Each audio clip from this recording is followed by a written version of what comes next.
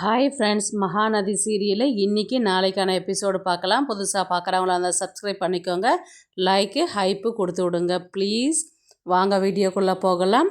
நேற்றுக்கு எபிசோடு பார்த்தீங்கன்னா, பாப்பாவுக்கு ஸ்கூலில் அடிபட்டதுன்னு சொல்லிட்டு காவேரி விஜய்க்கு கால் பண்ணுவார் இல்லைங்களா. விஜய் காவேரி வாய்ஸ் மாதிரி இருக்குதுன்றது யோசிச்சுக்கிட்டே வரும்போது எபிசோடை முடிச்சிருப்பாங்க. இன்றைக்கி பார்த்தீங்கன்னா அதே கண்டினியூ ஆகுது.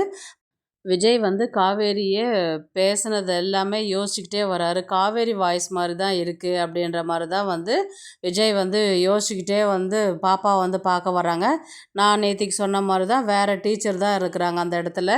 காவேரி எனக்கு டைம் ஆயிடுச்சு கிளாஸ்க்கு எடுக்கிறதுக்கு, அதனால் நீங்கள் பார்த்து அவங்க பேரண்ட்ஸ்கிட்ட அமுச்சு விட்ருங்க, நான் போய் கிளாஸ் எடுக்கிறேன்னு சொல்லிட்டு காவேரி அங்கேருந்து எழுந்து போயிடுறாங்க. வேறு டீச்சர் தான் அங்கே இருந்து விஜய் வர வரலையும் வெயிட் பண்ணிவிட்டு விஜய்கிட்ட சொல்லிவிட்டு விட்டுட்டு போகிறாங்க.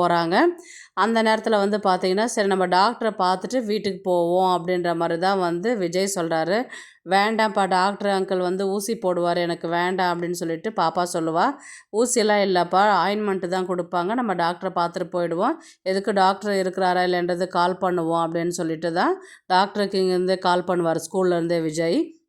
டாக்டரை கால் பண்ணி இந்த மாதிரி நான் ஊரில் இல்லைப்பா, நான் வெளியில் இருக்கிறேன், பாப்பாவுக்கு அடிபட்டிருக்குன்னு சொல்லிட்டு விஜய் சொன்னதுக்கு, அப்படியே அந்த காயத்தை நான் பார்த்துட்டு நான் ஆயின்மெண்ட் வேணால் சொல்கிறேன், அதை வாங்கி போடுங்க, நான் வந்ததுக்கப்புறம் பார்த்துக்கிறேன் அப்படின்ற மாதிரி தான் டாக்டர் சொல்கிறாரு. இவர் கால் பண்ண பேசிகிட்டு இருப்பார் இல்லைங்களா வீடியோ காலில். மாத்திரை சொல்கிறது மருந்து சொல்கிறதெல்லாம் நான் ரெக்கார்ட் பண்ணிக்கிறேன், அப்போ தான் நான் என்னால் வாங்கிட்டு வர முடியும் அப்படின்னு சொல்லிட்டு, இருங்க நான் ரெக்கார்டர் ஆன் பண்ணிக்கிறேன்னு சொல்லிட்டு ரெக்கார்டர் ஆன் பண்ணுவாங்க. அந்த நேரத்தில் பார்த்திங்கன்னா காவேரி பின்னாடி நோட் புக்கெலாம் எடுத்துக்கிட்டு அந்த லைனை கிராஸ் பண்ணுற மாதிரி தான் காமிப்பாங்க. இது ரெக்கார்டர் ஆகிருக்கும், அதுக்கு அப்புறம் தான் அதை காமிப்பாங்க. சரிங்க டாக்டர்னு சொல்லிட்டு இவங்க பேசிவிட்டு பாப்பாவை கூட்டிகிட்டு வீட்டுக்கு வந்துடுவாங்க. வீட்டுக்கு வந்த உடனே பார்த்தீங்கன்னா தாத்தா தான், விஜயோட தாத்தா தான் வருவார். என்னடா ஆச்சு பாப்பாவுக்கு, இப்போ பரவாயில்லையா அப்படின்ற மாதிரி. ரொம்ப துடிச்சு போயிட்டாப்பா தாத்தா, வலிக்குது அவளுக்கு, அதனால் படுக்க வச்சுருக்கிறேன் நான்.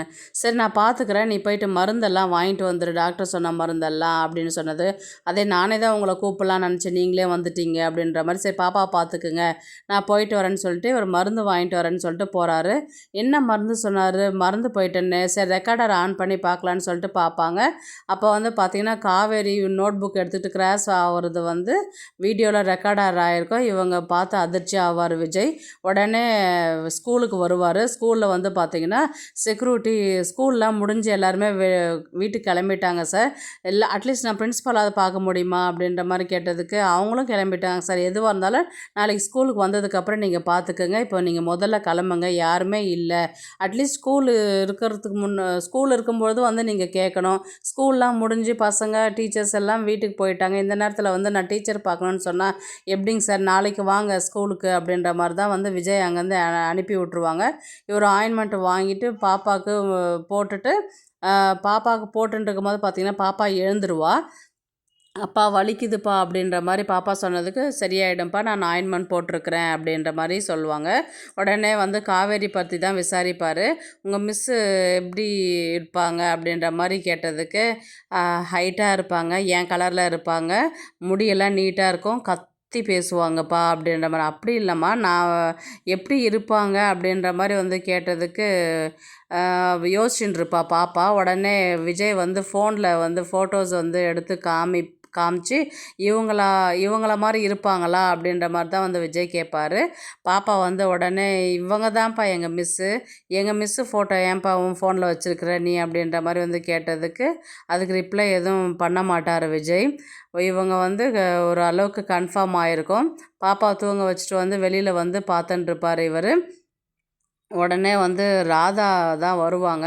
என்ன விஜய் தூங்காத இருக்கிற அப்படின்ற மாதிரி கேட்டதுக்கு அவர் என்ன சொல்லுவார்னா, தூக்கம் வரல, பாப்பாவுக்கு அடிப்பட்டதை நினச்சி கவலைப்படாத, சரியாயிடும், சின்ன காயம் தானே, பாப்பா ரொம்ப துடிச்சு போயிட்டா, சாப்பிடவே இல்லை, சுருண்டு சுருண்டு படுத்துக்கிட்டே இருந்தா அப்படின்ற மாதிரி தான் ராதா பாப்பாவை பற்றி சொல்லிட்டு இருப்பாங்க. ஆனால் விஜயோடைய கான்சன்ட்ரேஷன் மொத்தம் காவேரி எங்கே இருக்கிறா, என்ன பண்ணுறா அப்படின்றத மட்டும் தான் யோசிச்சுட்டு இருப்பாங்க.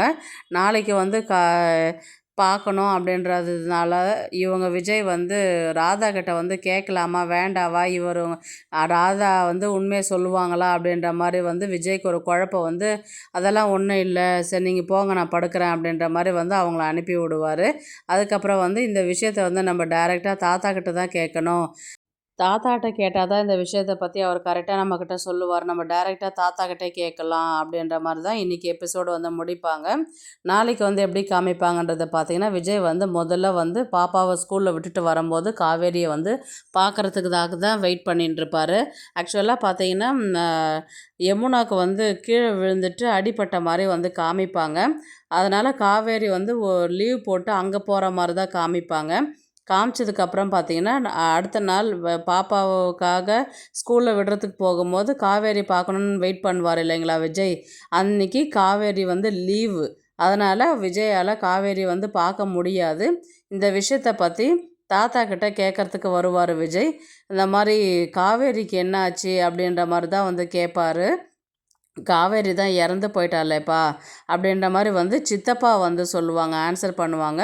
உடனே ஃபோனில் வந்து ரெக்கார்டர் பண்ணியிருந்தார் இல்லைங்களா, அதை எடுத்து காமிச்சு அப்போ இதுக்கு என்ன அர்த்தம் அப்படின்ற மாதிரி தான் வந்து காமிப்பாங்க. தாத்தா வந்து ஒரு ஷாக் ஆகி அதிர்ச்சியில் நிற்பாங்க. இவர் அன்பரசும் அப்படியே, அன்பரசு ராதா எல்லாருமே ஒரு ஷாக் ஆகி நிற்பாங்க. என்னாச்சு தாத்தா, ஏன் எல்லாரும் என்கிட்ட போய் சொன்னீங்க, காவேரி உயிரோடு இருக்கும்போது எதுக்கு அவள் இறந்துட்டான்றது என்கிட்ட நீங்கள் சொன்னீங்க அப்படின்ற மாதிரி வந்து விஜய் வந்து தாத்தா கிட்ட கேட்பார். அவர் எதுவுமே பதில் சொல்லவே மாட்டார். உடனே அன்பரசு தான் வந்து செத்துட்டவளை வந்து செத்துட்டேன்னு தானேப்பா சொல்ல முடியும், உயிரோடவா இருக்க முடியும் அப்படின்ற மாதிரி தான் வந்து அவர் பேசுவார். அப்போ இது என்னத்துக்கு, இது இந்த ஃபோட்டோக்கு என்ன நீங்கள் பதில் சொல்ல போகிறீங்க அப்படின்ற மாதிரி, அப்போ இது காவேரி இல்லை இது வேறு ஆளுன்னு சொல்லுவீங்களா அப்படின்ற மாதிரி வந்து கேட்டதுக்கு எல்லாருமே அப்படியே உறைஞ்சி போய் நிற்பாங்க, எதுவும் பதில் சொல்லவே மாட்டாங்க.